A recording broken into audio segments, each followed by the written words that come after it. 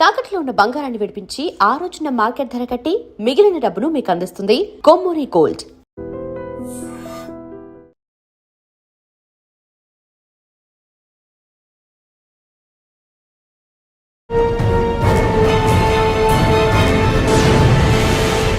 Welcome to crime diaries. ఈ వారం మన guest one of the best officer Bhadradri Kothagudem district.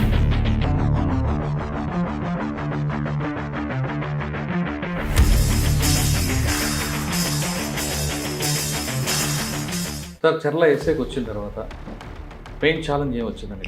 Sir, నేను 2018లో వచ్చిన సార్. పార్టీలో పనిచేసేటోళ్ళు 30 మెంబర్స్ ఉన్నారు sir. Different cadres, party members కానీ, ఏసీఎన్ క్యాడర్స్ కానీ. కానీ ఇక్కడ ఇంకొక ప్రాబ్లం ఉంది కదండి, ఛత్తీస్గఢ్ నుంచి 3 జిల్లాలకు సంబంధించిన బోర్డర్ కదా. చర్లకు ఆనుకొని మనకు బీజాపూర్ డిస్టిక్, సుక్మా, దంతెవాడ వస్తుంది సార్. బేసిక్గా ఎక్కువ పెద్ద లీడర్స్ అంటే ఇప్పుడు సరెండర్ అయిన రాజు కానీ, మొన్న మీరు ఇంటర్వ్యూ చేసిన సోని కానీ, కిస్టారం ఏరియాలో సోని అని పేరు చెప్తే సార్ ఎంతోమంది భయపడేటోళ్ళు. కానీ మీరు కూడా అఫెన్స్ మోడ్లోకి వెళ్ళే సంఘటన ఎప్పుడైనా ఎదురయ్యాయి? ఫస్ట్ సెక్యూరిటీ అనేది ఇంపార్టెంట్. మీ సర్వీస్లో ఎక్స్చేంజ్ ఆఫ్ ఫైర్లు ఉన్నాయా లేదా బంప్ ఆఫ్లు ఉన్నాయా? క్యాంపు మేము ఎస్టాబ్లిష్ చేసే టైంలోనే మా కానిస్టేబుల్కి ఒక బ్లాస్టింగ్లో ఇంజూరీ అవుతుంది సార్.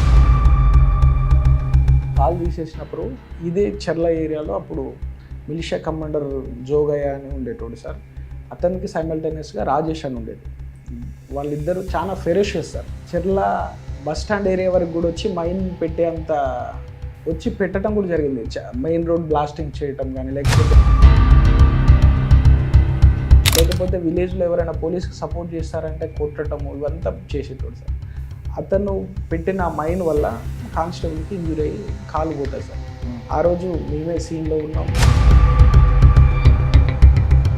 ఖచ్చితంగా రివెంజ్ తీసుకోవాలి అంటే క్యాంప్ వేసిన తర్వాత క్యాంపు సరౌండింగ్కి ఏమిటంటే సార్ మైన్స్ పెడతారు సార్. అట్లా మల్టిపుల్ మైన్స్ పెట్టారు. మైన్స్తో పాటు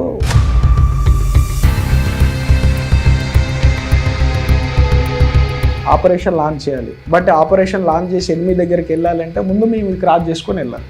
ఎనిమి ఈ రోజు కాకపోయినా ఏదో ఒక రోజు దొరుకుతాడు సార్. బట్ మన కమాండోస్కి కానీ మన వాళ్ళకి ఏమి జరగద్దు, అది ఇంపార్టెంట్ సార్.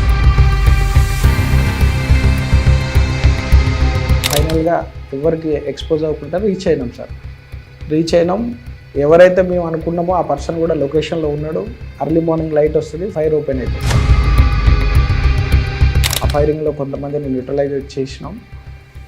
బట్ ఎవరైతే మేము అనుకున్నామో ఆ ఫైరింగ్లో అది మిస్ అయిపోయింది. అతను మిస్ అయిపోయినాడు, మిగిలిన వాళ్ళు ఇదైనారు. బట్ ఆ తర్వాత మళ్ళీ వేరే దాంట్లో అతన్ని మళ్ళీ న్యూట్రలైజ్ చేయడం కూడా జరిగింది సార్. మీరు ఐడెంటిఫై చేసిన ప్రాంతాల్లో పోలీస్ ఫండ్తో ఏ విధంగా డెవలప్ చేస్తారు? ఇక్కడ ట్రైబల్ ఆచారాలు ఎక్కువ ఉంటాయి సార్. వాళ్ళు ఫంక్షన్ హాల్ లాంటిది కానీ, కమ్యూనిటీ హాల్ లాంటివి కావాలి. ఈసుడిపలో ఒక హాస్పిటల్ పెట్టింది.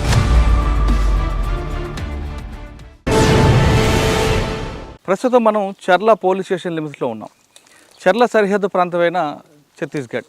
ఈ చర్లకి పోలీస్ స్టేషన్కి దాదాపు ఒక 15 కిలోమీటర్ లోపలికి వచ్చిన తర్వాత ఇంకో కిలోమీటర్ వెళ్తే ఛత్తీస్గఢ్ బార్డర్ స్టార్ట్ అవుతుంది.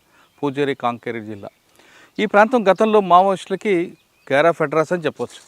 ఈ ప్రాంతంలో ఇక్కడున్న మనకు లెఫ్ట్ సైడ్ క్యాంప్ కనిపిస్తుంది. క్యాంప్ మీద కూడా గతంలో దాడి చేసేవారు. ఇక్కడ ఉన్న కలవట్ల మీద కూడా దాడులు చేసిన ఘటనలు ఉన్నాయి. అలాంటి ఏరియాలో ఇప్పుడు చర్ల పోలీసులు తమ అప్పర్ హ్యాండ్ అయ్యారు. అంటే దానికి ప్రధాన కారణం కూంబింగ్ చేయడం, ఎన్కౌంటర్ చేయడం, సరెండర్ చేయడం కాకుండా ఇక్కడున్న ఆదివాసీల యొక్క మనసులు దోచుకోవాలని చర్ల పోలీసులు వాళ్ళకున్న పోలీస్ ఫండ్తో రకరకాల కార్యక్రమాలు చేపట్టారు. ముఖ్యంగా భద్రాద్రి కొత్తగూడెం జిల్లా ఎస్పీ గారు, తెలంగాణ డీజీపీ గారి సారథ్యంలో రకరకాల కార్యక్రమాలు. అంటే కేవలం మావోయిజం అనేది లా అండ్ ఆర్డర్ ప్రాబ్లం కాదు, సోషో ఎకనామిక్ ప్రాబ్లంగా భావించిన తెలంగాణ డీజీపీ ఆయన ఆదేశాల మేరకు భద్రాద్రి కొత్తగూడెం ఎస్పీ రోహిత్ రాజ్ గారు, అంతకుముందు ఆఫీసర్లు టీం వర్క్తో పోలీస్ ఫండ్ని అంతా కూడా ఇక్కడ యూటిలైజ్ చేయడం. ఇక్కడ కేవలం హాస్పిటలే కాకుండా ఒక లైబ్రరీ, ఒక స్కూల్ పెట్టడం, ఆదివాసీలకు సంబంధించిన వాళ్ళకి ఉపాధి కల్పించుకోవడానికి ఒక మిల్స్ ఏర్పాటు చేయడం, గ్రంథాలయం ఏర్పాటు చేయడం చేశారు. అంతేకాకుండా పోలీస్ ఫండ్తో బీటీ రోడ్డు వేశారు. దాదాపు 1 కిలోమీటర్లో రైట్ సైడ్ లోపలికి వెళ్తే ఛత్తీస్గఢ్ వస్తుంది. ఇది కేవలం ఇక్కడున్న వాళ్ళకే కాకుండా ఛత్తీస్గఢ్ ప్రాంతంలో ఉన్న వాళ్ళ ఆదివాసీలు కూడా ఉపయోగపడాలి. 24 గంటలు వాళ్ళకి అందుబాటులో ఉండడానికి మెడికల్ క్యాంప్ పెట్టారు. సంచార వైద్యశాల, టెలి ఆరోగ్య కేంద్రం. ఇది పూసు గుప్ప ఏరియా. పూసుకుప్ప అనగానే ఒకప్పుడు మావోయిస్ట్ పార్టీ, కానీ ఇప్పుడు కంప్లీట్గా అది ప్రజల కోసం ఉన్న గ్రామంగా మారింది. దీనికి ఒక రోజు 2 రోజులు కాదు, గత కొన్ని సంవత్సరాలుగా తెలంగాణ పోలీసులు పడ్డ కృషికి ఈరోజు ప్రతిఫలం కనిపిస్తుంది.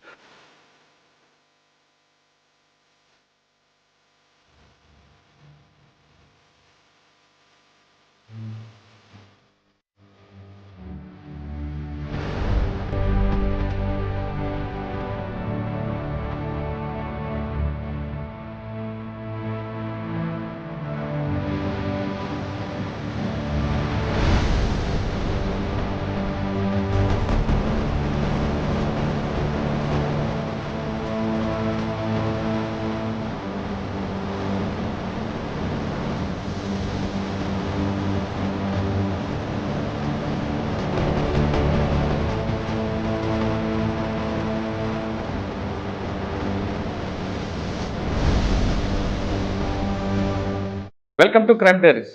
ఈ వారం మన guest one of the best officer Bhadradri Kothagudem district. పేరు వరమ గారు, ఇన్స్పెక్టర్ చర్ల. చర్ల అనగానే తెలంగాణ సరిహద్దు ప్రాంతమైన ఛత్తీస్గఢ్. ఈ ప్రాంతంలో ఎప్పటి నుంచో మావోయిస్టు ప్రభావిత ప్రాంతం.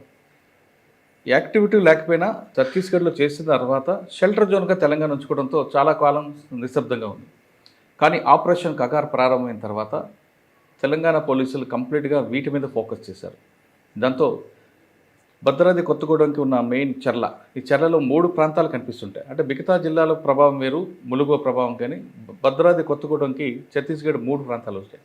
ఒకటి సుక్మా, మరొకటి పూజారి కాంకేర్, ఇంకొకటి బీజాపూర్. ఈ 3 ప్రాంతాలకి సరిహద్దు ప్రాంతం అవడంతో చర్లలో ఎక్కువగా ప్రజలు కనిపిస్తుంటారు.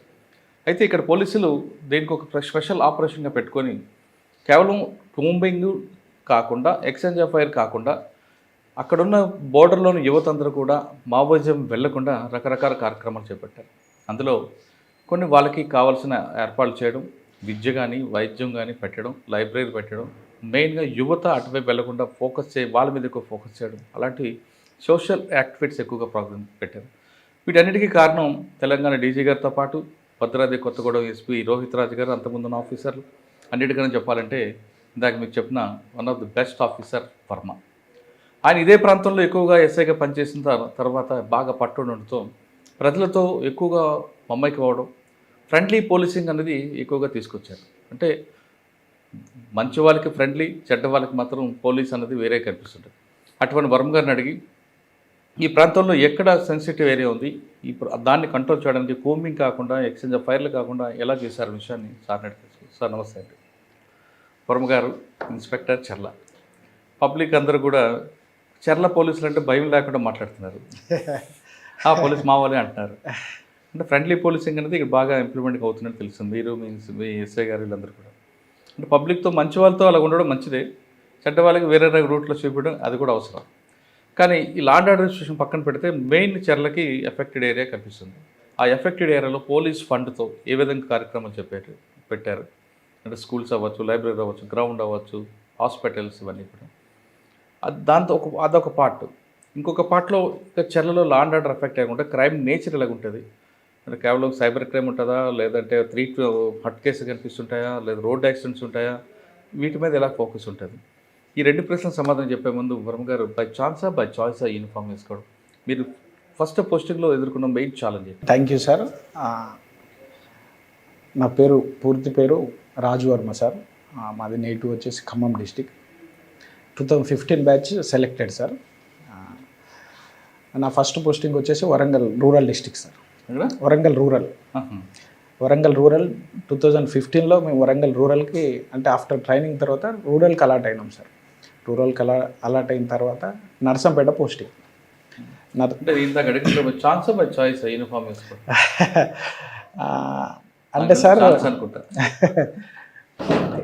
అంటే సార్ అదేం లేదు సార్. నేను చదువుకునే టైంలో నేను రెసిడెన్షియల్ హాస్టల్లో చదువుకున్నా సార్. చదువుకునే టైంలో అంటే నేను చదువుకున్న హాస్టల్ కూడా ఇంటీరియర్ ఏజెన్సీ ఏరియాలో ఉండేది. ఎప్పుడైనా స్కూల్ యాన్యువల్ ఫంక్షన్స్కి కానీ ఏదైనా ఫంక్షన్స్కి అక్కడున్న లోకల్ పోలీస్ ఆఫీసర్స్ వచ్చేటోళ్ళు, పర్టికులర్గా ఎస్ఐ ర్యాంక్ ఆఫీసర్లు వచ్చేటోళ్ళు. ఐపీఎస్ ఆఫీసర్లు కానీ ఐఏఎస్ ఆఫీసర్లు అంత దూరం వరకు రాకపోయేది. అంటే నేను నా schooling sir 1 to 4th class మా విలేజ్లో. దెన్ తర్వాత రెసిడెన్షియల్ స్కూలు, రెసిడెన్షియల్ హాస్టల్లో నేను జాయిన్ అయినా సార్. అప్పుడు 2005 వరకు, అంటే 5th to 10th. Okay. 10th నేను హాస్టల్లో జాయిన్ అయినా సార్. అది వచ్చేసి సార్ ఇప్పుడు ఏపీలో గెలిచిపోయిన చింతూరు రెసిడెన్షియల్ సార్ అది. మనకి ఇంతవరకు ఎర్త్వైల్ ఏపీ స్టేట్ అది. అక్కడ ఏదైనా యాన్యువల్ ఫంక్షన్కి అక్కడ ఉన్న ఎస్ఐ గారు వాళ్ళు వచ్చేటోళ్ళు. అది కొద్దిగా మోటివేటివ్గా అనిపించేది యూనిఫామ్ మీద. ఎస్. అట్లనే అట్ ద సేమ్ టైం మా మేనమామ గారు సార్ ఈజ్ ఏ మంచి స్పోర్ట్స్ పర్సన్. ఆయనకు కూడా ఆశ ఉండేది, బట్ ఆయన కాలేదు. ఎవరైనా మీకు బాగా ఇన్స్పైర్ అయిన ఆఫీసర్ ఎవరక్క? అక్కడ సార్ అక్కడికంటే అంటే నేను అక్కడ ఆఫీసర్ని చూసే సార్, బట్ మా nearby village Yellandu town sir. అక్కడ శ్రీనివాస్జీ అని ఒక ఆఫీసర్ చేశారు సార్. ఎవరండి? శ్రీనివాస్జీ అని ఎస్ఐ గారు చేశారు సార్. అప్పుడు సార్ చేసినప్పుడు ఇల్లెంద టౌన్ అంటే సింగరేణి ఏరియాలో ఎట్లా ఉండేదంటే యూత్ కొద్దిగా ఫాదర్స్ అంతా ఎంప్లాయ్మెంట్ తోటి ఉండటం వల్ల వీళ్ళు ఏమవుతారంటే అదర్ యాక్టివిటీస్కి ఎక్కువ అవుతారు సార్. ఆ టైంలో ఇల్లెందు లాండ్ ఆర్డర్ని కండక్ట్ చేసాడు సార్. అప్పుడు సార్ 2005 అయిపోయిన తర్వాత నేను 2006 to 2007 ఇంటర్మీడియట్ ఇల్లెందులో చదివాను. ఆ సార్ కొద్దిగా బాగా ఇంపాక్ట్ చూపించారు సార్. దానివల్ల ఓకే పోలీస్ ఆఫీసర్ అయితే బాగుంటుంది అనేది. సరే, తర్వాత డిగ్రీ అయింది, గ్రూప్ 1 రాశారు. గ్రూప్ 1కి వెళ్ళిపోయి దీనికి వచ్చారా? డిగ్రీ అవుతుంది సార్. డిగ్రీ అయిపోయిన తర్వాత అంటే నేను ఎస్ఐ కావాలి అని బయటికి ఎవరికి చెప్పుకోలేదు సార్. ఈవెన్ మా ఫ్యామిలీలో కూడా నేను చెప్పుకోలేదు. అయితే బాగుంటుంది, చేయొచ్చు, సర్వీస్ చేయొచ్చు అనేది నా పర్సనల్గా ఇన్నర్గా ఉంచుకునేటోని. నా డిగ్రీ సార్ ఖమ్మం అయిపోయిన తర్వాత దెన్ మళ్ళీ పీజీకి హైదరాబాద్ వెళ్ళినా సార్. హైదరాబాద్కి వెళ్ళినప్పుడు 2012లో నోటిఫికేషన్ వచ్చి అంటే మళ్ళీ నా ఎడ్యుకేషన్ పెరుగుతున్న కొద్ది కూడా మళ్ళీ నా ఆలోచన కొద్దిగా మారిపోయింది. గ్రూప్ 1 ఆఫీసర్ అయితే బాగుంటుంది ఇట్లా అనేది. అదే టైంలో నోటిఫికేషన్ వస్తుంది సార్. అప్పుడు ఏపీ నోటిఫికేషన్లో అంటే మాది Andhra Pradesh last batch, SI batch మాదే లాస్ట్ బ్యాచ్. తర్వాత స్టేట్ డివైడ్ అయిపోతుంది. ఆ నోటిఫికేషన్లో ఎస్ఐ నోటిఫికేషన్ వస్తుంది. నోటిఫికేషన్లో అంటే నేను అప్పుడు హైదరాబాద్లో ఉన్నా sir. PG MHC maths first year sir. Notification వచ్చింది, ఎట్లాగో కొద్దిగా ఇంట్రెస్ట్ ఉన్నది కదా అన్నట్లు. బేసిక్గా నాది మ్యాథమెటిక్స్ బ్యాక్గ్రౌండ్ కాబట్టి ఎస్ఐకి ఎట్లుంటాయంటే సార్ 4 పేపర్స్ ఉంటాయి. 2 పేపర్లు వచ్చేసి లాంగ్వేజెస్, అవి ఓన్లీ క్వాలిఫై. తర్వాత ఆర్థమెట్రిక్, రీజనింగ్, జనరల్ స్టడీస్. కొద్దిగా మ్యాథమెటిక్స్ బ్యాక్గ్రౌండ్ ఉన్న వాళ్ళు ఏంటంటే ఈజీగా గెయిన్ అవుతూ ఉంటారు అనమాట. అట్లా ఎట్లాగో ఇంట్రెస్ట్ ఉన్నది. నా స్టడీ టైంలో జరిగినటి దానివల్ల నోటిఫికేషన్ వచ్చింది. అంటే నేను డిగ్రీ అయిపోగానే బై లక్ వచ్చింది సార్ ఇమ్మీడియట్గా.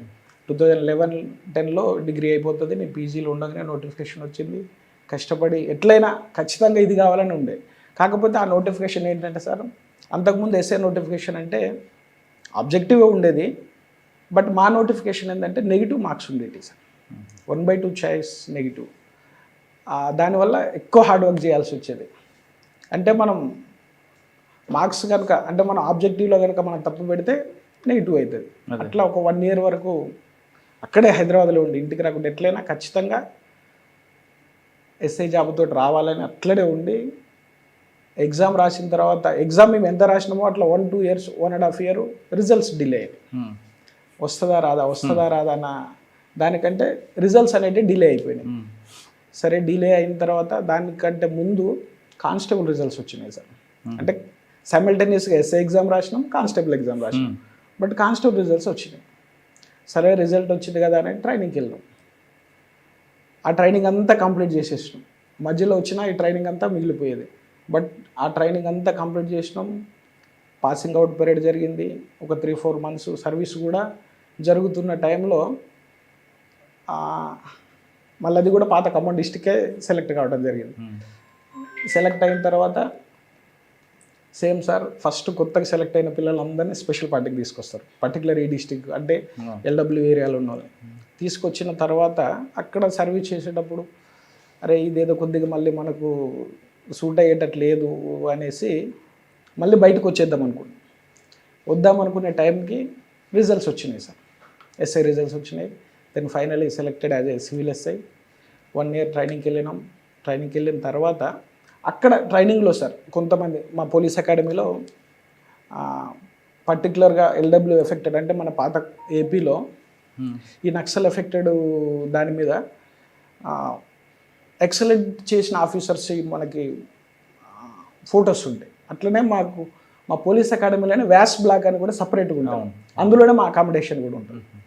వ్యాస్ బ్లాక్ కానీ ఉమేష్ చంద్ర సార్ స్టాచ్యూ కానీ ఇవన్నీ ఉంటాయి. అది కొద్దిగా అవి బాగా అట్రాక్ట్ చేసినాయి. దట్టు మా నేటివ్ ఇల్లెందు టౌన్కి సరౌండింగ్లో కూడా అప్పుడు సిపిఐఎంఎల్ న్యూ డెమోక్రసీ పార్టీ వాళ్ళ మూమెంట్స్ కూడా ఉండేవి సార్. మా విలేజ్కి దగ్గర కానీ సరౌండింగ్ ఏరియాలలో అట్లా కూడా కొద్దిగా మాకు దీనివల్ల ఎంతోమంది పబ్లిక్ ఇదవుతున్నారు అనేది కూడా ఉండేది. అందుకే ఇది ఇంట్రెస్ట్ ఎక్కువ వచ్చేది. నేను ట్రైనింగ్లో ఉన్నప్పటి నుంచి కూడా మాకు బయోడేటా ఇస్తే అందులో ఎల్డబ్ల్యూ ఎఫెక్టెడ్ ఏరియాలో ఖచ్చితంగా చేయాలనేది కూడా నేను ఒకటి రాసుకున్నాను. మాకు బయోడేటా ఫామ్ ఇచ్చినప్పుడు బై ఛాన్స్ నాకు కనుక అవకాశం వస్తే నక్సల్ ఎఫెక్టెడ్ ఏరియాలో ఖచ్చితంగా చేయాలి. అంటే లాంగ్ ఆర్డర్గా 30 సంవత్సరాల సర్వీస్లో ఎప్పుడైనా చేయొచ్చు సార్ మేము. బట్ ఈ ఏరియాలో చేస్తే సర్వీస్ చేసినామనే సాటిస్ఫాక్షన్ ఉంటుంది అనేది అప్పటి నుంచే వచ్చింది. వరంగల్ రూరల్ డిస్టిక్ అలాట్ అయినప్పుడు అప్పుడున్న పరిస్థితుల్లో 2015 ఆ టైంకి వరంగల్ కొద్దిగా బెటర్ పొజిషన్కి వచ్చింది. Yes sir. ములుగు ఇదంతా వదిలేస్తే నర్సంపేట ఏరియాలో నర్సంపేట ఏరియాలో మనకు 2000 ఆ టైంలో ఓంకార్ ఎమ్మెల్యే గారు ఉన్న టైంలో పీక్ స్టేజ్లో ఉండే.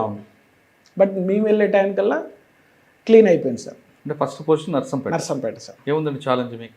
నర్సంపేటలో law and order duties sir, crimes, enforcement అని ఇవంతా ఉండేవి. అక్కడ మీకు ఇన్స్పైర్ చేసిన ఆఫీసర్ కానీ ఉన్నారు ఇల్లులో, ఆయనలాగే మీరు కూడా ఇక్కడ చేశారా? అంటే సమ్ టైమ్స్ సార్ చేసినాం. అంటే అక్కడ ఉన్న ఆ పరిస్థితి ఆ టైంలో ఒకవేళ అంతే టఫ్గా ఉండాలన్నప్పుడు అట్లే ఉండేది. కానీ అన్నెసరీగా కొట్టడం కానీ ఇట్లాంటివి మాత్రం చేయలేదు సార్. అక్కడ సార్ 2016 నుంచి 18 వరకు చేసిన. 2 years చేసిన. ఎవరంటే మీకు అప్పుడు ఎస్పీ ఎవరు? అప్పుడు సార్ అంబర్ కిషోర్ చేశారు సార్. అంబర్ కిషోర్ చేశారు సార్. అక్కడ 2 years చేసిన తర్వాత అంటే మా మిసెస్ స్కూల్ టీచర్ సార్. నేను ట్రైనింగ్లో ఉన్నప్పుడే నాకంటే ముందే ఆమె school teacher sir, government school teacher. అయితే ఇద్దరం ఒకటే డిస్టిక్లో ఉండాలనేది నేను ట్రైనింగ్లో నుంచి బయటకు వచ్చినాకనే అనుకున్నా. బట్ డైరెక్ట్ ఆఫీసర్స్కి ఓన్ డిస్టిక్ ఇవ్వమని అప్పుడు నా ఆఫీసర్స్ అన్నారు సార్. బై లక్ అంటే నేను అనుకోవటం, నాకు కలిసి రావటం అంతా డిస్టిక్ బైఫర్గేట్స్ అయినాయి సార్. డిస్టిక్ బైఫర్గేట్ రావడం వల్ల మా ఓన్ డిస్టిక్ ఖమ్మం అయిపోయింది, భద్రాద్రి కొత్తగూడెం అయింది. So Bhadradri Kothagudem spouse quota పెట్టుకొని ఈ డిస్టిక్ అలాట్ అవ్వడం జరిగింది సార్. అలాట్ అయిన తర్వాత అంటే నేను 2019 ఫిబ్రవరి కొత్తగూడెం డిస్టిక్ వచ్చిన సార్. వచ్చిన తర్వాత మాకి ఎక్కడ వరంగల్ రూరల్లో పోస్టింగ్ ఇచ్చిన అంబర్ కిషోర్ చేశారు. 2018కి భద్రాద్రి కొత్తగూడెం ఎస్పీ సార్. వచ్చిన తర్వాత ఇక్కడ ఒక 1 month ఉన్నా సార్. 1 month ఎస్బీలో ఉన్న తర్వాత లక్కీగా ఇక్కడ ఉన్న ఆఫీసర్ ఇన్స్పెక్టర్గా ప్రమోట్ అయ్యారు సార్. చర్ల ఎస్ఐగా చేసిన సత్యనారాయణ సార్కి ఇన్స్పెక్టర్ ప్రమోషన్ వచ్చేది సార్. చర్ల వెకేట్ అయింది సార్. సరే నాకు చేయాలని ఉన్నది కదా అని 1 day వెళ్ళి ఎస్పీ సార్ని, సార్ నాకు ఇట్లా ఇంట్రెస్ట్ ఉంది, చర్ల చేయాలి, ఎల్డబ్ల్యూ ఎఫెక్టెడ్ ఏరియాలు చేయాలి అంటే చర్ల ఇవ్వాలి అని అంటే 10 మంది ఆఫీసర్లు. ఎందుకంటే సార్ నేను వచ్చే టైం కూడా కొంచెం చాలా మూమెంట్ ఉంది సార్, చర్లలో చాలా మూమెంట్ ఉన్నది.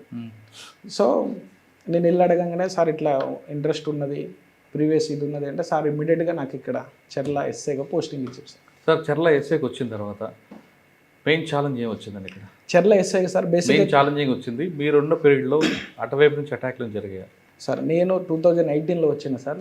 అప్పటికే చర్లలో అరౌండ్ ఓన్లీ చర్ల మండలం విలేజ్లో పార్టీలో పనిచేసేటోళ్ళు 30 members ఉన్నారు sir. Different cadres, party members కానీ, ఏసీఎం క్యాడర్స్ కానీ ఇవంతా. పార్టీ అంటే 30 members యూజీ క్యాడర్స్ వదిలేస్తే అంటే ఒక్కొక్క విలేజ్కి కమిటీ సపరేట్ ఉంటుంది, మిలిషియాలో పనిచేసేటోళ్ళు సపరేట్ ఉంటారు, సింపథైజర్ సపరేట్ ఉంటుంది. అంటే పార్టీకి సంబంధం లేకుండా నా దగ్గర ఈ చర్ల మండలంలో అంటే ఛత్తీస్గఢ్ నుంచి మైగ్రేట్ అయిన వచ్చిన విలేజెస్ 19 ఉంటాయి సార్. అంటే 19 villages, ఒక్కొక్క విలేజ్కి కమిటీ, మిలిషియా, సింపథైజర్ చేస్తే ఒక్క విలేజ్కి ఒక 30 members వస్తారు. ఇవి కాకుండా పార్టీలో పనిచేసే ఒక 30 members. ప్రతి ఒక్క విలేజ్లో యాక్టివ్ పర్సన్స్ ఉండేటోళ్ళు.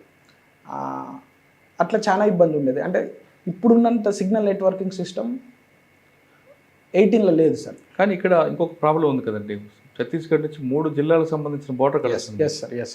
అసలు ఆ ప్రాబ్లం ఎలా ఫేస్ చేశారు మరి? ఇప్పుడు చెర్ల మండలంలో చెర్ల ఏరియా కమిటీ ఎట్లున్నదో సార్, చెర్లకు ఆనుకొని మనకు బీజాపూర్ డిస్టిక్, సుక్మా, దంతెవాడ వస్తుంది సార్. బేసిక్గా ఎక్కువ ఏరియాని మాత్రం బీజాపూర్, సుక్మా డిస్టిక్స్ ఉంటాయి. మనకి ఎట్లయితే చెర్ల ఏరియా కమిటీ ఉందో బీజాపూర్కి పామేడ్ ఏరియా కమిటీ ఉండేది సార్. పామేడ్ ఏరియా కమిటీ, సుక్మాలో Kistaram area committee. Kistaram area committee అనేది హార్డ్ కోర్ ఆ టైంలో చాలా పెద్ద పెద్ద అఫెన్సెస్, పెద్ద పెద్ద లీడర్స్, అంటే ఇప్పుడు సరెండర్ అయిన రాజు కానీ, మొన్న మీరు ఇంటర్వ్యూ చేసిన సోని కానీ, కిస్టారం ఏరియాలో సోని అని పేరు చెప్తే సార్ ఎంతోమంది భయపడేటోళ్ళు. అంటే ఆమె జనతన్ సర్కార్లో పనిచేసి నెంబర్ ఆఫ్ మెంబర్స్ని పార్టీలోకి అట్రాక్ట్ చేసింది, రిక్రూట్ చేసింది, అంతే ఆర్గనైజ్ చేయగలిగింది. సేమ్ పామేడ్ ఏరియా, పూజారి కాంకేర్, ఇవి ఎంత ఇబ్బంది ఉండదో చెర్ల ఏరియా కూడా అంతే ఉండేది సార్. ఇదంతా మేజర్ ఛాలెంజ్ ఉండేది. మేజర్ అంటే major challenge sir. Complete day నుంచి ఈవినింగ్ వరకు ఎవరు వస్తున్నారు, పార్టీ మూమెంట్ ఏంది, ఏం చేస్తారు, ఎక్కడ అటాక్ చేస్తారు, అంటే మళ్ళీ మా పార్టీస్ వెళ్ళి రిటర్న్ వచ్చేటప్పుడు ఏం ప్రికాషన్స్, ఇవంతా కంప్లీట్ దీని మీదనే సీరియస్ ఫోకస్ అంతా ఎల్డబ్ల్యూ మీదనే ఉండేది sir. Apart from law and ఆర్డర్ని తీసేస్తే దాని మీదనే ఎక్కువ ఫోకస్డ్ ఉండేది సార్. వాళ్ళు ఎక్కువ అఫెన్స్ మోడ్లో ఉంటారు, మీరు డిఫెన్స్ మోడ్లో కనిపిస్తుంటారు. కానీ మీరు కూడా అఫెన్స్ మోడ్లోకి వెళ్ళే సంఘటన ఎప్పుడైనా ఎదురయ్యాయి మీకు? అంటే డిఫెన్స్ అని కాదు సార్, ఫస్ట్ సెక్యూరిటీ అనేది ఇంపార్టెంట్. మన సెక్యూరిటీ అనేది చాలా ఇంపార్టెంట్. మనం ఎప్పుడైతే మనం సెక్యూర్గా ఉంటామో దాని తర్వాత ఎనిమిని అటాక్ చేయొచ్చు. మన లైఫ్ అనేది చాలా ఇంపార్టెంట్. సో వన్ డే మనకి ఏదైనా ఒక ఇన్ఫర్మేషన్, ఎనిమి ఇన్ఫర్మేషన్ వస్తే దాన్ని కరెక్టా కాదా, దాని నెంబర్ ఆఫ్ టైం అనాలిసిస్, లేకపోతే మనకు వచ్చిన ఇన్ఫర్మేషన్ మనం సీనియర్ ఆఫీసర్స్కి ఫార్వర్డ్ చేస్తాం. సీనియర్ ఆఫీసర్స్ కూడా వాళ్ళకున్న నెట్వర్క్స్ తోటి వాళ్ళు వెరిఫై చేస్తారు. దెన్ అట్లా మల్టిపుల్ ఇన్ఫర్మేషన్ తోటి చేసి అసలు ఎంతవరకు అది కరెక్ట్ అనే దాని మీద ఆపరేషన్స్ లాంచ్ చేసి కానీ ఇటువంటివి జరుగుతాయి సార్. ఎస్ఐకి ఎంతకాలం పనిచేస్తారు ఇక్కడ మీరు? సార్ 2018లో వచ్చి సార్ 22 వరకు పనిచేసిన సార్. 4 years చేసిన సార్. మధ్యలో 22 కంటే మధ్యలో సార్ దీన్ని అప్గ్రేడ్ చేసినారు సార్. ఇన్స్పెక్టర్గా చేసినప్పుడు, అంటే నాకు పోస్టింగ్ ఇచ్చినప్పుడు అంబర్కి జోషి సార్ ఎస్పీ సార్, ఏఎస్పీగా సునీల్ దత్ సార్ ఉండే సార్. సార్ ఇప్పుడు ఖమ్మం సిపి చేస్తారు సార్.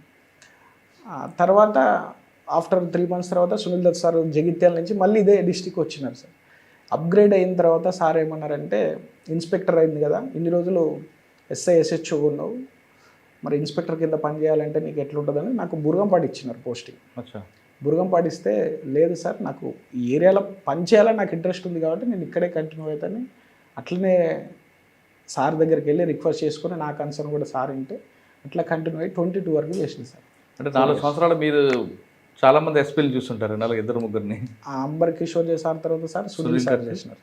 సునీల్ దాస్ తర్వాత Vineet sir doctor Vineet sir. అంటే సునీల్ దత్ సార్ ఎస్పీకి వెళ్ళిన తర్వాత వినీత్ సార్ ఏఎస్పీ భద్రాచలం వస్తారు సార్. ఆయన తర్వాత వినీత్ సార్ తర్వాత సార్ రోహిత్ సార్ ఎస్పీకి వచ్చినారు. రోహిత్ సార్ కన్నా ముందు ఆయన ఉన్నారు కదండి? లేదు sir, Vineet sir SP, Vineet sir Rohit sir ASP Bhadrachalam. Vineet garu yes sir, Narayanpet SP. Yes sir, right. అప్పుడు Vineet sir as ASP sir, Rohit sir ASP Bhadrachalam sir. Sir ఈ 4 సంవత్సరాలు పనిచేసిన టైంలో ఇష్యూ మీరు కావాలని వచ్చారు, నక్సల్స్ మూవ్మెంట్ అనేది లా అండ్ ఆర్డర్గా చూసారా, లేదా సోషియో ఎకనామిక్ ప్రాబ్లంగా ఐడెంటిఫై చేసి ఈ సోషల్ యాక్టివిటీస్ పెట్టాలి అనే ఆలోచన వచ్చింది? లేదు సార్, అది లా అండ్ ఆర్డర్ అనేది కంప్లీట్ డిఫరెంట్ సార్.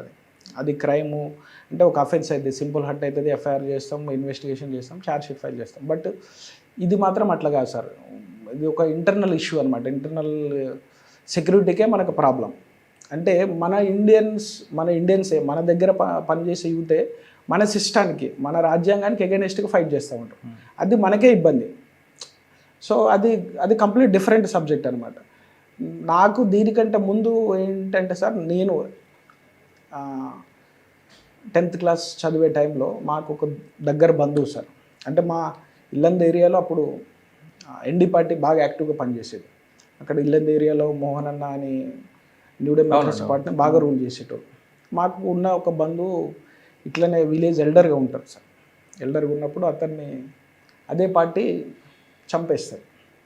చంపేసినప్పుడు చంపేసినప్పుడు ఆ ఫ్యామిలీలో చిన్న పిల్లలతోటి మా బంధువు ఇబ్బంది పడతారు సార్. అంటే వితౌట్ రీజన్ మనిషి ప్రాణం తీసిన తర్వాత పోలీస్ ఇన్ఫార్మర్ అనే ఒక ట్యాగ్ వేసి ప్రాణం తీసేస్తారు.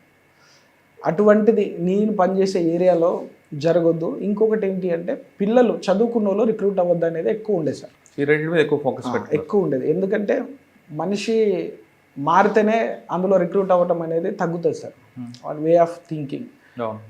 ఇంకొకటి చదువుకున్న పిల్లలు రిక్రూట్ అవ్వద్దు అనేది ఎక్కువ ఉండేది సార్. చాలామంది చదువుకునేటోళ్ళు పిల్లలు ఇప్పుడు మనకి మన border village at the same time Bijapur, Dantewada, Sukma ఈ ఏరియాలలో ఓన్లీ జంతన్ సర్కారే రూల్ చేసేది. జంతన్ సర్కారే స్కూల్స్ పెట్టి పాఠాలు చెప్పేటోళ్ళు. సో వాళ్ళకి ఓన్లీ కమ్యూనిస్ట్ పాఠాలే ఉండేటిలే కానీ మన సిస్టంలో పొలిటికల్ సిస్టమ్ ఉంది, ఓట్ సిస్టమ్ ఉన్నది, మనకు ఇట్లా సర్పంచ్ ఉంటారు, ఎమ్మెల్యే ఉంటారు, ఇవంతా ఉన్నది అనేది సిస్టమ్ వాళ్ళకి తెలియదు. పార్లమెంట్ గురించి చెప్పరు, అసలు చెప్పరు. సో వాళ్ళు చిన్నప్పటి నుంచే కంప్లీట్గా పోలీస్ అంటే నెగిటివ్గానే, సిస్టమ్ నెగిటివ్గానే వాళ్ళు తీసుకెళ్ళేటోళ్ళు. వాళ్ళకి ఇంకొకటి ఛత్తీస్గఢ్లో రిక్రూట్మెంట్ జరగటానికి కూడా సల్మాన్ జుడు టైంలో కూడా వాళ్ళు బాగా, అంటే మన తెలంగాణకి ఛత్తీస్గఢ్ ఎవరైతే ట్రైబల్స్ ఉన్నారో మైగ్రేట్ కావటానికి కూడా అదొక రీజన్ సార్.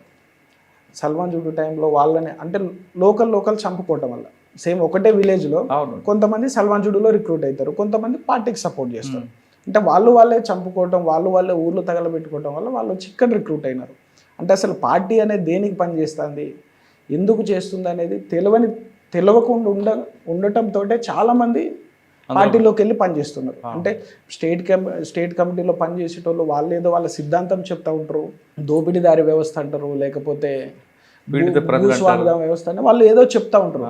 బట్ లీడర్ కంటే మెయిన్ ఈ కింది లెవెల్లో పనిచేసేటోళ్ళకి ఎందుకు తుపాకు పట్టిన అనే సంగతి కూడా చాలామందికి తెలియదు.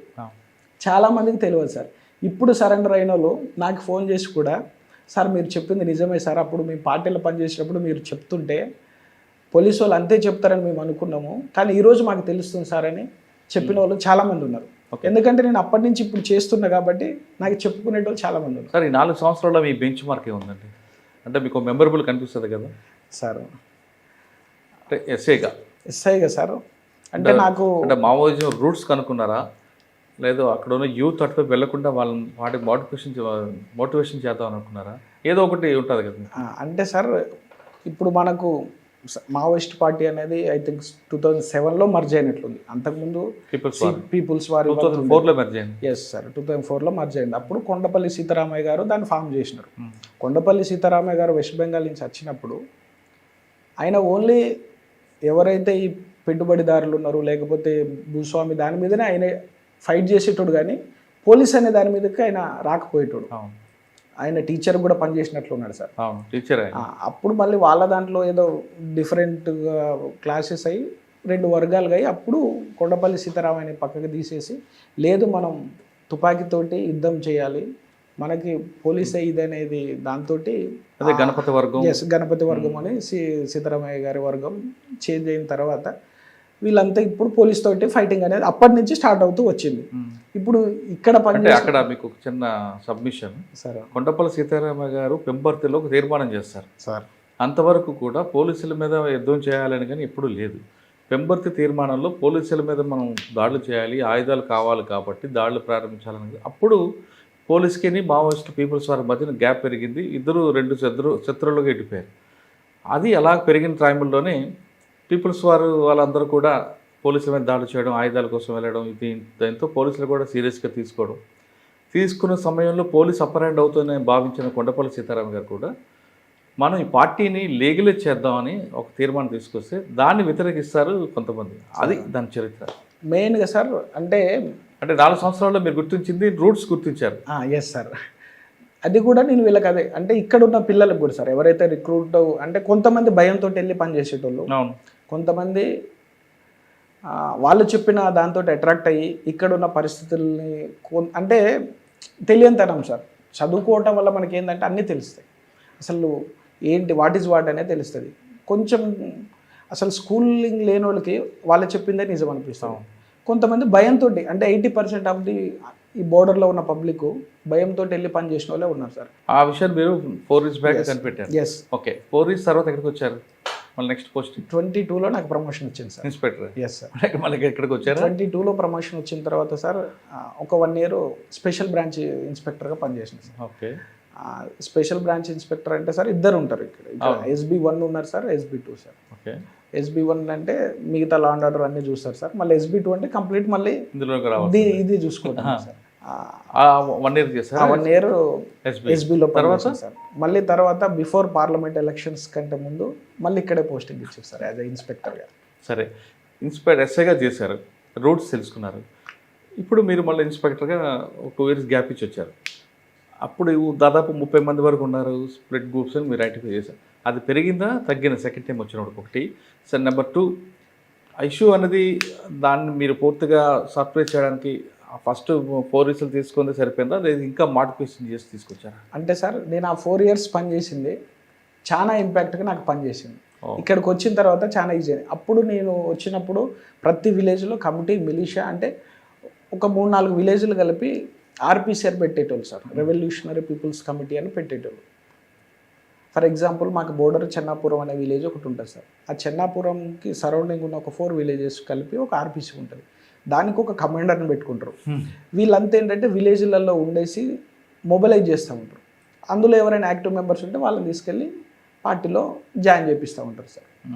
ఆ 4 years టైంలో మేము విలేజ్కి వెళ్ళినప్పుడు కానీ విజిట్ చేసినప్పుడు వాళ్ళతో ఎక్కువ ఇంటరాక్షన్ జరిగేది సార్. ఎక్కువ ఇంటరాక్షన్. కొంతమంది అక్కడ ఉన్నప్పుడు మాట్లాడాలంటే భయపడేటోళ్ళు, ఖచ్చితంగా భయపడేటోళ్ళు సార్. పోలీస్ తోటి అంటే ఇప్పుడు మనం CG విలేజ్లో వెళ్ళి మనం మాట్లాడితే పోలీస్ దగ్గరికి వస్తారు, కానీ ఆ టైంలో మాత్రం పోలీస్ పిలిచినా మన దగ్గరికి రాని పరిస్థితి. ఇప్పుడు మీకు దగ్గర అయ్యారు. ఇప్పుడు 100% ఛత్తీస్గఢ్లోకి మేము వెళ్ళినా కానీ మమ్మల్ని ఐడెంటిఫై చేసి వచ్చి మా దగ్గర మాట్లాడతారు. సార్, మీకు 3 బోర్డర్లు కనిపిస్తున్నాయి కదా, ఈ 3 బోర్డర్లో హైపర్ సెన్సిటివ్ ఎక్కడుంది? Total sir 3. టోటల్ ఈ 3 బోర్డర్ల మీద హైపర్ సెన్సిటివ్ ఉంది కాబట్టి ఆపరేషన్ కాగారు వచ్చింది. అదేవిధంగా గవర్నమెంట్ కూడా ఫండ్స్ ఎక్కువ ఇచ్చింది, ఇప్పుడు ఎక్కువ క్లోజ్ చేయాలి ఇష్యూ. అంటే ఎవరైనా అట్టే ఉండాలి తప్ప ఇటు రాకూడదు అనేది మీ డీజీ గారి యొక్క ఆర్డర్స్. మీరు ఐడెంటిఫై చేసిన ప్రాంతాల్లో పోలీస్ ఫండ్తో ఏ విధంగా డెవలప్ చేసుకొచ్చారు?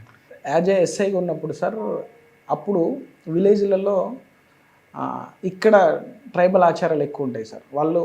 వాళ్ళు కంప్లీట్ నేచర్కి దగ్గరగానే ఉంటారు. అంటే మనం చేసుకునే ఫెస్టివల్ కంటే ఫర్ ఎగ్జాంపుల్ మనం గణపతి ఉత్సవాలు చేసుకుంటాం సార్. వాళ్ళ గణపతి ఉత్సవాలు కాకుండా వాళ్ళు సీజన్ వస్తే భూమికే పండగ చేసుకుంటూ ఉంటారు, భూమి పండగ అనేది. లేకపోతే ఇప్ప పువ్వు ఉంటుంది సార్, ఇప్ప పువ్వు పడే టైంలో కూడా ఒక పండగ చేసుకుంటారు. లేకపోతే వరి కోయాలనుకుంటారు, వరి కోయాలనే టైంలో కూడా ఒక పండగ చేసుకుంటారు. అంటే వీళ్ళు ప్రతిదీ కల్చరల్ యాక్టివిటీస్ విలేజ్లోనే చేసుకుంటూ ఉంటారు. మేము ఆ విలేజ్కి వెళ్ళి వాళ్ళకి ఇంటరాక్ట్ అయినప్పుడు అంటే ఏమి మీకు అవసరం ఉంటుంది అని అంటే వాళ్ళు కొన్ని మాకు ఒక హాల్స్ లాంటివి కావాలి, లేకపోతే వేరే ఫంక్షన్ హాల్ లాంటిది కానీ కమ్యూనిటీ హాల్ లాంటివి కావాలని అడిగేటోళ్ళు. సేమ్ మేము అవే మా సూపీరియర్స్కి చెప్తే LW ఏరియాలో సపరేట్ ఫండ్ ఉంటుంది సార్. ఆ ఫండ్ తోటి వాళ్ళు కోరుకున్న విలేజ్లో కావాల్సిన ఇన్ఫ్రాస్ట్రక్చర్ని మేము ఇచ్చినాం. అట్లా కొంతమంది కూడా మారినారు. సరే, అదే అడుగుతాం. LW వచ్చిన ఫండ్ని ఎక్కడెక్కడ యూటిలైజ్ చేశారు? ఇప్పుడు ఈ చెర్లలో సార్ ఫర్ ఎగ్జాంపుల్ పూసుగుప్పలో ఒక హాస్పిటల్ పెట్టినాం సార్. హాస్పిటల్. Yes sir. ఇప్పుడు మనం పూసుగుప్ప చూడడానికి చాలా బాగున్నది. పక్కన క్యాంప్ ఉన్నది, హాస్పిటల్ ఉన్నది, రోడ్ ఫెసిలిటీ ఉన్నది. బట్ నేను వచ్చినప్పుడు నాకంటే ముందు ఇక్కడ పనిచేసిన ఆఫీసర్లు ఉన్నప్పుడు రోడ్డు కూడా లేకుంటుండే సార్. 2016లో ఇప్పుడు పూసుగుప్పకి బ్లాక్ ట్యాప్ రోడ్ వేసారు, బట్ అప్పుడు రోడ్డు కూడా లేకుంటుండే. అక్కడ పూసుగుప్ప మీద క్యాంప్ మీద కూడా అటాక్ చేశారు కదా? ఎస్, చేసినారు సార్, చేసినారు. అయితే సార్ మొబైల్ హాస్పిటల్ అనేది రావడానికి మెయిన్ రీజన్ ఏంటంటే మనకి ఇప్పుడు మన బార్డర్ కానుకొని ఉన్న బిజాపూర్ కానీ సుక్మా డిస్టిక్ ఈ ఏరియాలో ఉన్న పబ్లిక్ సార్, అంటే మనం ఇప్పుడు బీజాపూర్ హెడ్ క్వార్టర్కి వాళ్ళు వెళ్ళాలంటే అక్కడికి వెళ్ళలేరు సార్, వాళ్ళకి రోడ్ ఫెసిలిటీ లేదు. ఒక 40 to 50 విలేజ్ బీజాపూర్ డిస్టిక్కే మన బోర్డర్ అనుకొని ఉంటాయి. సుక్మా ఒక 40 to 50, అంటే అరౌండ్ ఒక 100 విలేజెస్ పబ్లిక్ అంతా చెర్ల మీదనే డిపెండ్ అయి ఉంటారు. మెడికల్ ఫెసిలిటీ కానీ వాళ్ళకి కావాల్సిన గ్రాసరీస్ కానీ ఎవ్రీథింగ్ చెర్లకు రావాల్సిందే. వాళ్ళకి డెలివరీస్ కూడా వాళ్ళ హోమ్ డెలివరీసే చేసుకుంటారు. మినిమం నాలెడ్జ్ అంటే మలేరియా కానీ డెంగ్యూ మీద వాళ్ళకి మినిమం నాలెడ్జ్ కూడా లేదు. మా కళ్ళ ముందే తాళపేరు ఏరియా సరౌండింగ్ అంటే బోర్డర్లో ఒక విలేజ్ నుంచి అబ్బాయికి డెంగ్యూ వస్తుంది. డెంగ్యూ వచ్చినప్పుడు అంటే అతనికి ఏం ఫీవర్ వచ్చింది అనేది కూడా వాళ్ళు కనిపెట్టుకోలేని పరిస్థితి సార్. వాళ్ళు పోనీ పామేడ్ ఏరియాకి తీసుకెళ్ళాలి అని అంటే ఇప్పుడు పామేడ్ ఓకే వెల్ డాక్టర్స్ ఉన్నారు, బట్ 8 years బ్యాక్ మాత్రం అక్కడ ఎటువంటి ఫెసిలిటీ లేకుంటుండే వాస్తవంగా. వాళ్ళు ఏది కావాలన్నా చెర్లకే రావాలి. అబ్బాయికి సీరియస్ అయింది, ఇమీడియట్ చెర్ల పిహెచ్సికి తీసుకొచ్చినారు, డెత్ అయిపోతాడు సార్, బాబు డెత్ అయిపోతాడు. కాబట్టి వీళ్ళకి ఖచ్చితంగా బోర్డర్లో ఒక మెడికల్ ఫెసిలిటీ అనేది పెడితే బాగుంటుంది అనేది మాకు వచ్చిన దాంతో మేము మా సార్ వాళ్ళకి చెప్పుండే సార్. చెప్పినప్పుడు సరే మెడికల్ ఫెసిలిటీ పెడతాం. మెడికల్ ఫెసిలిటీ పెట్టినప్పుడు అక్కడి నుంచి మళ్ళీ ట్రాన్స్పోర్టేషన్ ఎట్లా, ఎనీ ఎమర్జెన్సీ ఉంటే, సో దానికి హాస్పిటల్కి సైమల్టేనియస్గా అంబులెన్స్ కూడా అక్కడే ఉండేటట్లు, 108 తోటి సంబంధం లేకుండా హాస్పిటల్కు అంబులెన్స్ అనేది సపరేట్గా ఉండాలి. ఎట్ ద సేమ్ టైం ఇప్పుడు క్యాంప్ ఉన్నది కాబట్టి క్యాంప్లో ఒక డాక్టర్ ఉంటారు సార్, MBBS. ఆయన మ్యాక్సిమం అక్కడ చేస్తారు. ఎమర్జెన్సీ అయితే మళ్ళీ రిఫర్ టు భద్రాచలం. అక్కడి నుంచి కూడా మళ్ళీ మేము ఫాలోఅప్ చేసి మానిటర్ చేస్తాం సార్. ఒకవేళ ఎన్ని సీరియస్ అయితే వరంగల్ ఆర్ హైదరాబాద్. అందులో నుంచి వచ్చింది సార్ ఇది.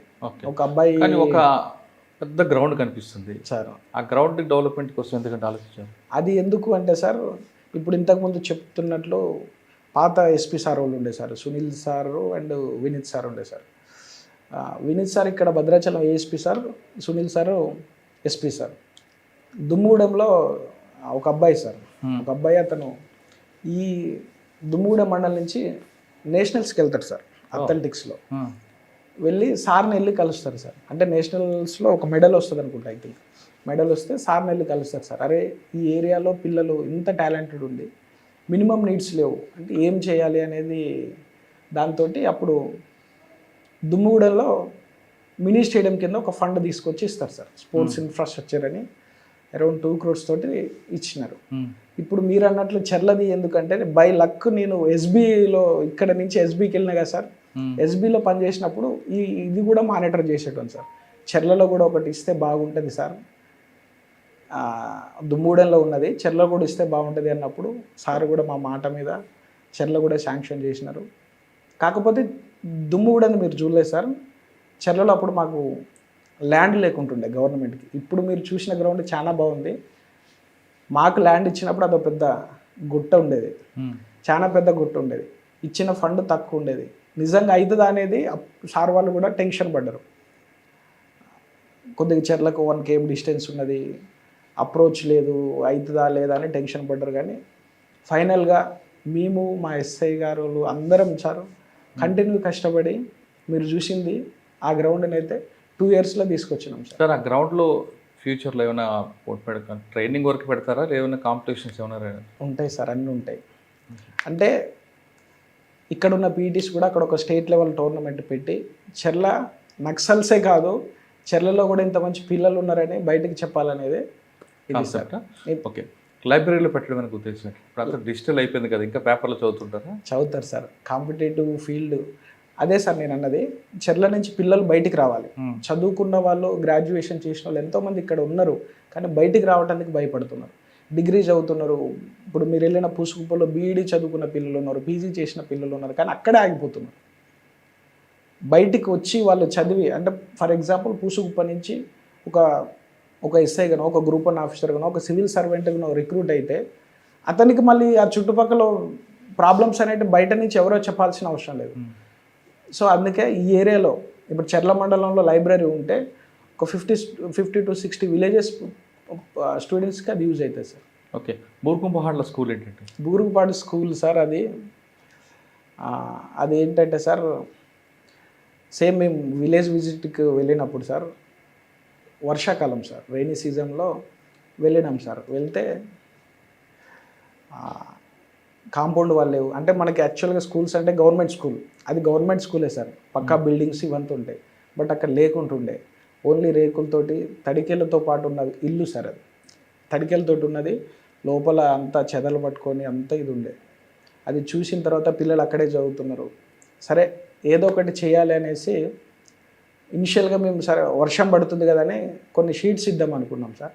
బట్ వర్క్ స్టార్ట్ చేసిన తర్వాత లేదు, ఒక స్కూల్ అయితే కట్టేసేద్దామని కష్టపడి స్కూల్ అయితే కట్టినాం సార్. స్కూల్ కట్టిన తర్వాత బయటికి వెళ్ళే పిల్లలందరూ కూడా 40 నుంచి 50 అయినారు ఇప్పుడు అక్కడ అడ్మిషన్స్ కూడా.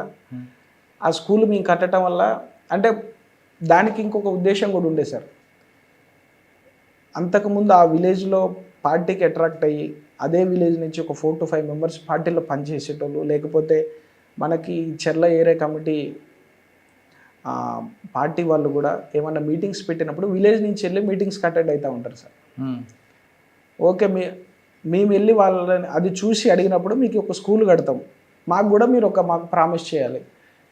పార్టీ మీటింగ్ పిలిచినప్పుడు విలేజ్ నుంచి ఎవరు మీరు వెళ్ళొద్దు, సపోర్ట్ చేయొద్దు, అట్లయితేనే మీకు కావాల్సినది ఖచ్చితంగా చేస్తామన్నప్పుడు వాళ్ళు కూడా పబ్లిక్ కూడా మాకు సపోర్ట్ చేస్తుండే. వాస్తవంగా పోలీస్ తోటి వాళ్ళు చేయాలంటే భయపడతారు, ఎందుకంటే నైట్ టైం వచ్చి ప్రాణం తీసేస్తారు సార్. లిటరల్గా పోలీస్ తోటి మాట్లాడినా నువ్వు పోలీస్ ఇన్ఫార్మర్ అనేసి కనీసం వారిని కూడా చేయకుండా ప్రాణం తీస్తారు. ప్రాణ భయంతో చాలామంది ఇదయ్యేటోళ్ళు ఉన్నారు. కానీ వాళ్ళు ఆ సమయంలో ధైర్యంగా మీరు కట్టండి సార్, మేమంతా సపోర్ట్గా ఉంటాం, మేము ఎటు వెళ్ళము అని వాళ్ళు అన్న తర్వాత స్కూల్ స్టార్ట్ చేసినాం సార్. స్కూల్ కట్టినాం, విలేజర్స్ అందరూ హ్యాపీ. వాళ్ళు కూడా పార్టీ మీటింగ్లకు వెళ్ళటం బంద్ చేసినారు. ఓకే, ఇంకా సెల్ఫ్ ఎంప్లాయ్మెంట్ వాటి మీద సెల్ఫ్ ఎంప్లాయ్మెంట్ అంటే సార్ ఇప్పుడు ఎక్కువ సార్ మేము ఈ మైగ్రేట్ అయిన విలేజెస్ మీద ఫోకస్ పెట్టేది సార్. ఎందుకంటే వీళ్ళే ఎక్కువ పార్టీకి అట్రాక్ట్ అవ్వటం కానీ పార్టీకి సపోర్ట్ చేయటం, వాళ్ళతో పాటు ఇక్కడ ఉన్న వాళ్ళని కూడా ఎక్కువ చూసేది, బట్ వీళ్ళకంటే ఎక్కువ మైగ్రేట్ అయిన వాళ్ళని చూసేది సార్. అయితే వీళ్ళు స్టూడెంట్స్ పిల్లలు చదువుకుంటారు కానీ బయటకు వెళ్ళి ఎంప్లాయ్మెంట్ చేయాలంటే భయపడతారు సార్. ఫర్ ఎగ్జాంపుల్ కొత్తగూడెం కానీ ఖమ్మం వెళ్ళి హైదరాబాద్ వెళ్ళి చదువుకున్న వాళ్ళు కూడా బయటికి వెళ్ళలేరు, అక్కడే మళ్ళీ వ్యవసాయం చేసుకుంటుంటారు. వాళ్ళ ఫాదర్ వ్యవసాయం చేసి, ఇతను చదువుకున్నాడు కూడా వ్యవసాయం చేసి, అదే టైంలో పార్టీ వచ్చి ఇతను థ్రెటన్ చేసి, ఇతను వెళ్ళి మళ్ళీ పార్టీలో పనిచేసి అతని మీద కేసు అయ్యి లైఫ్ అంతా సెట్ బ్యాక్ అవుతూ ఉంటుంది. సో ఆ లోకల్ పిల్లలకి ఎంప్లాయ్మెంట్ చేయటం కోసం కొన్ని ఈ ఏరియాలో సార్ ఎక్కువ వాళ్ళు కుకింగ్ కూడా మనలాగా సన్ఫ్లవర్ ఆయిల్ కానీ ఇటువంటి వాడకుండా ఇప్ప పువ్వు నుంచి వచ్చే ఆయిల్నే వాళ్ళు వాడతారు సార్. సో ఇప్ప పువ్వు అని ఇది చేయడానికి మహువా మిల్స్ ఉన్నాయి సార్, గానుగ మిల్లులు అంటారు. దానితోటి ఆయిల్ తీయటం వల్ల దాంతో కొంత వేస్టేజ్ వస్తుంది సార్. దాంతో ఇన్కమ్ చాలా గెయిన్ చేయొచ్చు. అంటే మనకి సమ్మర్ టైంలోనే ఇప్ప పువ్వు వచ్చి దాని కాయ నుంచి ఆయిల్ తీస్తారు సార్. వాళ్ళు కనుక ఒక 3-4 మంత్స్ కనుక మంచి కష్టపడితే ఒక 3 to 4 lakhs వరకు గెయిన్ చేయగలుగుతారు. సో ఈ పిల్లల్ని అంటే ఒక్కొక్క విలేజ్కి ఇచ్చి పిల్లల్ని ఒక కమిటీ లాగా ఫామ్ చేసి ఒక మిషన్ ఇచ్చేసి మీరే దాంట్లో ఇంప్లిమెంట్ చేసుకోండి, ఆ వచ్చిన అమౌంట్ తోటి చదువుకునే పిల్లలు ఉంటే చదువుకుంటుంది, లేకపోతే మీ విలేజ్కి ఉపయోగపడుతుందని చెప్పి ఈ ఎల్డబ్ల్యూ ఫండ్లో నుంచి వాళ్ళకి మహువా మిల్స్ ఇవ్వటం జరిగింది సార్. దాంతో ఇచ్చిన ఒక విలేజ్లో అబ్బాయి ఆ మిషన్ మీద వచ్చిన ఇన్కమ్ తోటి ఇంకొక మిషన్ కొని ఇంకొక 4 ఎంప్లాయ్మెంట్ ఇచ్చింది సార్. సార్ మీరు ఈ ఫండ్ అంతా వాడుతున్నారు, బాగానే ఉంది. రెవెన్యూ డిపార్ట్మెంట్ ఏం చేస్తున్నారు మరి? ఇంక్లూడింగ్ సార్ అంటే ఆ ఫండ్ ఎస్పీ గారు కలెక్టర్ గారు మానిటర్ చేసి డిస్కస్ చేసి దాన్ని ఎట్లా చేయాలనేది ఫైనల్ డెసిషన్ మాత్రం మాకే ఇస్తారు సార్. ఎందుకంటే ఇక్కడ మేము గ్రౌండ్ రియాలిటీ విలేజ్లోకి వెళ్ళి ఇది ఎక్కువ మేము వెళ్తాం కాబట్టి యాక్చువల్ ఫ్యాక్ట్ మేము ఎస్పీ గారికి చెప్తే సార్ కలెక్టర్ గారితో డిస్కషన్ చేస్తాం. సార్ దీని ఇంపాక్ట్ గురించి తర్వాత మాట్లాడదాం. అంటే ప్రజల నుంచి ఎలా స్పందన వచ్చింది, ప్రజలు వాళ్ళని స్వాగతిస్తున్నారా లేదు మనల్ని ఏదో వాడుకొని వాళ్ళు చేయాల్సిన పనులను చేస్తున్నారా అన్నది మాట్లాడే ముందు మీ సర్వీస్లో ఎక్స్చేంజ్ ఆఫ్ ఫైర్లు ఉన్నాయా లేదా బంప్ ఆఫ్లు ఉంటాయా? రైట్, ఎక్స్చేంజ్ ఆఫ్ ఫైర్లు సార్ ఉన్నాయి సార్. ఎక్స్చేంజ్ ఆఫ్ ఫైర్ ఉన్నది, ఎక్స్చేంజ్ ఆఫ్ ఫైర్స్ అయితే సార్ క్యాంప్స్ ఎస్టాబ్లిష్మెంట్ సార్. ఈ సిఆర్పిఎఫ్ క్యాంప్ ఎస్టాబ్లిష్మెంట్ అనేది 19లో అనుకున్నాం సార్.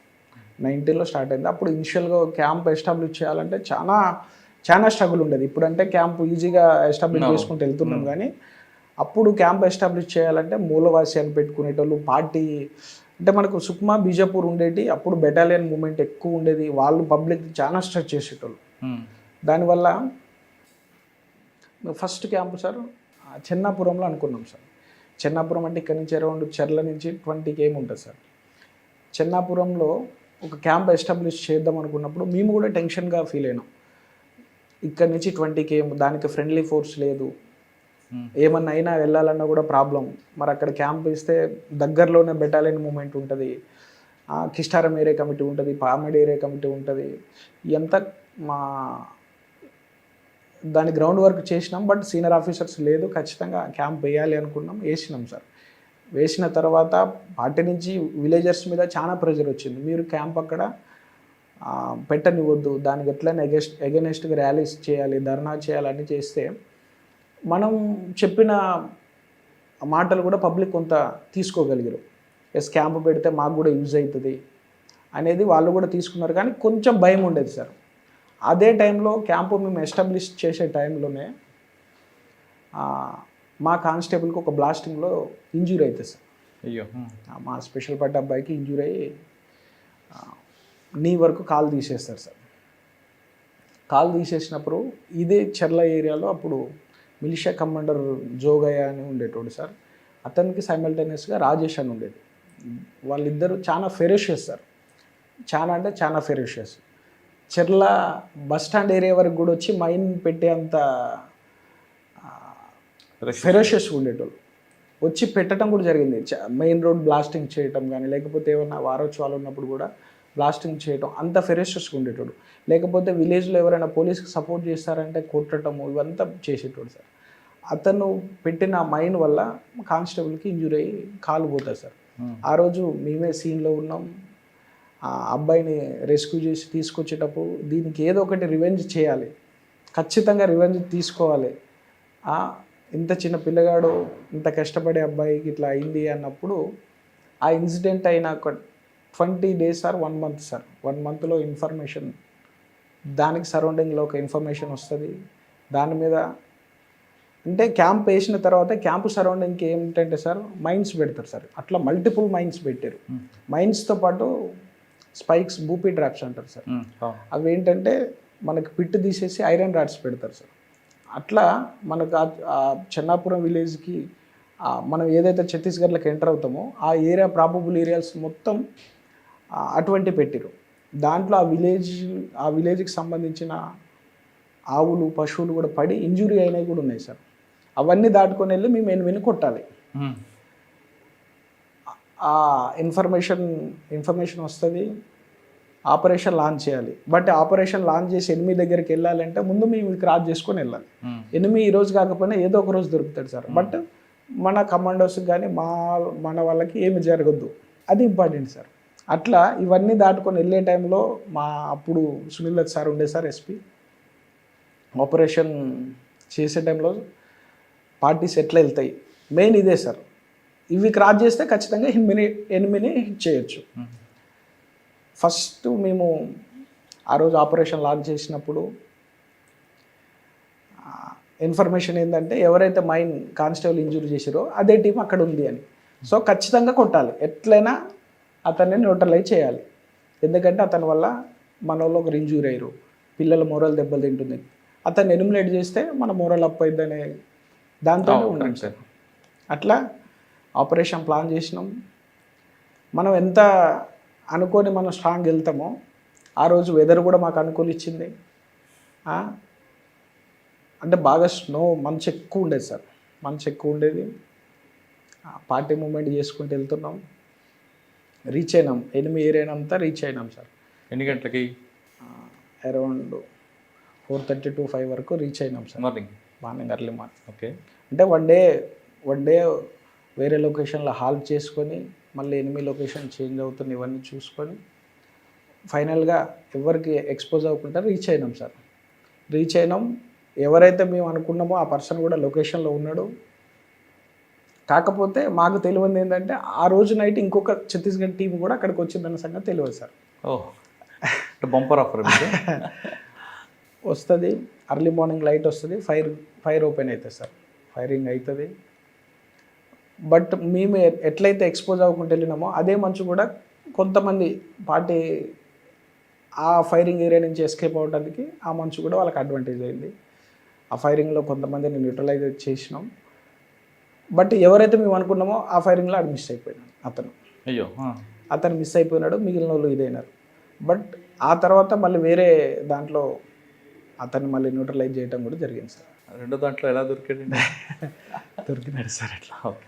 సరే, మనం కింద క్వశ్చన్కి వద్దాం. పబ్లిక్ ఇన్పుట్స్ ఎలాగ ఉన్నాయి? పబ్లిక్ అప్పటికంటే సార్ ఇప్పుడు చాలా సపోర్ట్ చేస్తారు. అప్పుడు కొంచెం భయం ఉండేది. ఆ భయం కాస్త మేము పబ్లిక్ తోటి ఎక్కువ రీచ్ కాగలేము. సో ఇప్పుడున్న పరిస్థితుల్లో అయితే పబ్లిక్, ఛత్తీస్గఢ్ పబ్లిక్ కూడా మాకు సపోర్ట్ చేస్తారు. ఛత్తీస్గఢ్ పబ్లిక్ కూడా వాళ్ళకి ఏమైనా ప్రాబ్లం ఉన్నా మాకు వచ్చి చెప్పుకునేంత ఫీజిబిలిటీ మేమైతే ఇచ్చినాం. ఓకే సార్, గతంలో పోలీసుకి సపోర్ట్ చేస్తుంది అని ఒక రాధా అని ఒక అమ్మాయిని కూడా చంపేస్తారు, అది బీ లిమిట్స్ అనుకుంటా. ఏం జరిగిందండి ఆ రోజు? తర్వాత ఏమైనా కేసు అయిందా లేదా, ఎవరా ఏంటి? అది కేసు అయింది సార్, ఇక్కడే మా దగ్గర కేసు అయింది. దాని మీద బయట అంటే పార్టీ వాళ్ళు కూడా కొన్ని వాళ్ళు చెప్పాల్సినవి చెప్పినారు, ఇన్ఫార్మర్ అని. అట్లనే అమ్మాయి కూడా కొన్ని ఆడియోలు కొన్ని పంపించింది పార్టీలు ఉన్నప్పుడే. సరే ఏది చేసినా కూడా అమ్మాయిని సరే చంపకోవటం అనేది కరెక్ట్ కాదు సార్. కాదండి, కోవర్ట్గా పనిచేస్తే ఇన్ఫార్మర్గా అనుకుంటే ఒకవేళ ఆమెను బయటికి పంపించాలి తప్ప చంపే అధికారం వాళ్ళకి ఎక్కడ? ఎస్, అదే సార్ నేను అనేది. సేమ్ అదే కోవర్ట్ని ఇంకో ఇద్దరిని వదిలేస్తుంది అదే మావోయిస్ట్ పార్టీ. అవును, అదే మావోయిస్ట్ పార్టీ అతను పబ్లిక్లో విలేజ్ అందరి ముందు పార్టీ ముందు ఎస్ నేను తప్పు చేసిన అని చెప్తే అతన్ని పంపించేసినారు.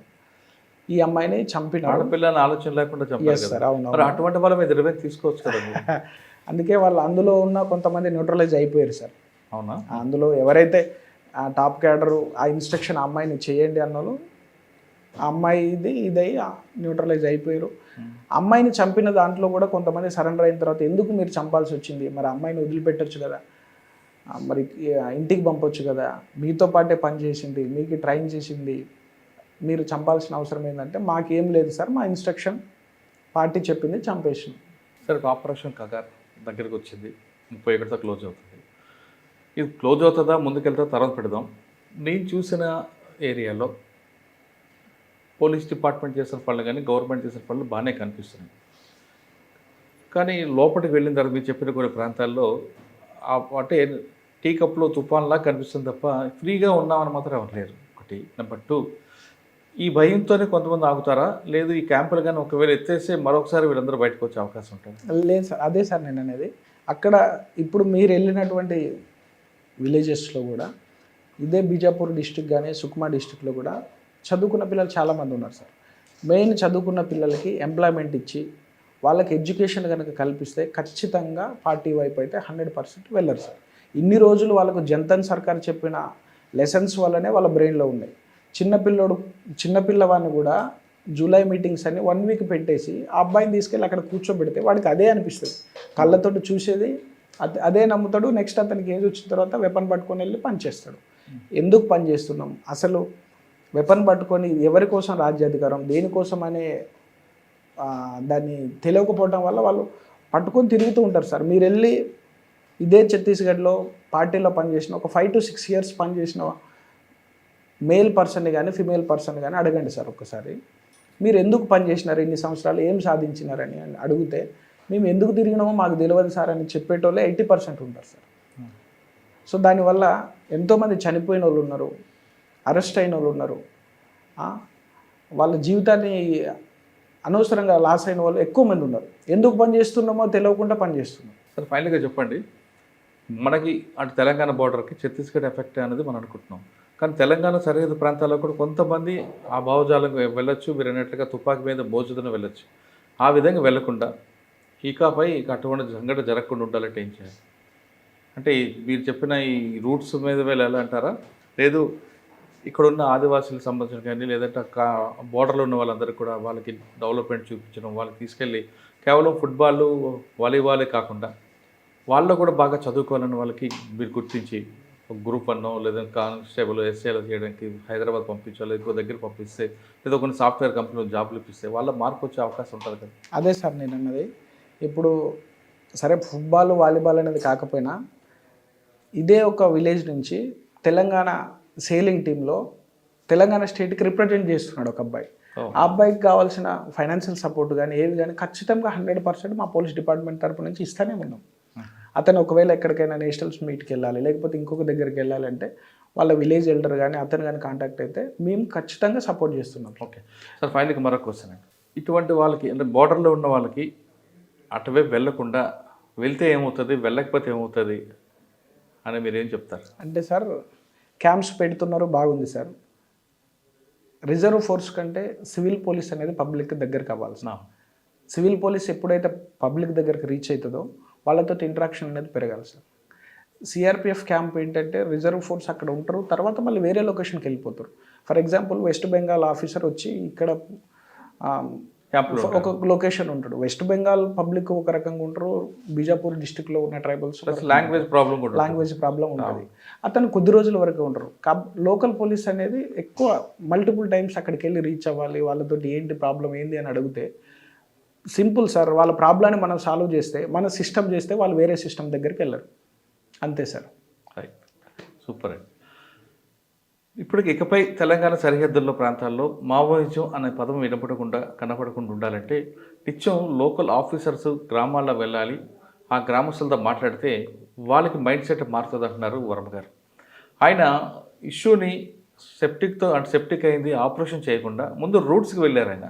ఆ రూట్స్ ఏం చెప్తుందంటే ఖచ్చితంగా పోలీస్ ఆఫీసర్ కిందకు వెళ్ళండి, గ్రామాలతో మాట్లాడితే, ప్రజలతో మాట్లాడితే వాళ్ళ సమస్యను అక్కడికక్కడ పరిష్కరిస్తే ఈ ప్రాబ్లం పెరగదనేది ఆయన గుర్తించారు.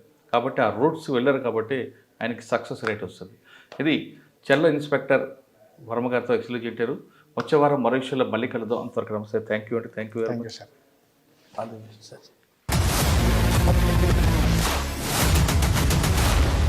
I dreams, this police diaries is something very, very valuable towards that. I must really appreciate Murali, your insights. I dreams founder and CEO చిన్న వాసుదేవ్ రెడ్డి గారితో మురళీధర్ క్రైమ్ స్టోరీస్ చాలా ఫేమస్ అయిపోయినాయి. Gautam Savan garu and Sanjana sir. Good. Well done. I congratulate him for doing so well, and I congratulate him his boss also. So well.